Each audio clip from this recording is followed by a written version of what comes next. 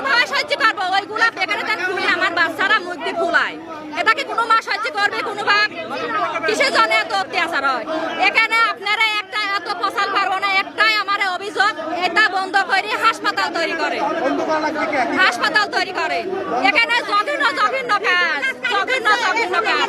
এর ভিতরে যে এত পানি, 10টা দিন ধরে ভেকুতি গর্ত করেছে, আমার ভুটু ঢকসা গর্ত করেছে, তাও এখানকার পানি আটতেছে না।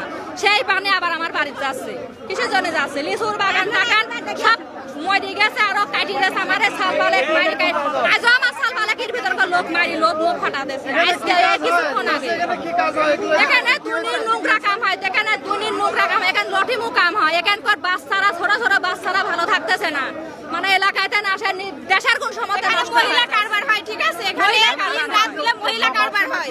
আজকে এখানকার রাস্তাগুলো সব বন্ধ করে দিয়েছে, তাহলে এলাকার মানুষ কি বের হবে না, রাস্তায় যাবে না, সব কি ঘরে বন্ধ হয়ে থাকবে? এটা ভালো ভালো বুঝতে ওরা কতে গেছে, ভালো এখন আমরা রাস্তাটা বন্ধ করতে হবে, ঠিক আছে? আমরা একটা জিনিস চাই, আর কোনো কিছু চাই না, এটা বন্ধ করতে হবে। এত অত্যাচারীরা করে, আরো মারেছে ধরে। আমরা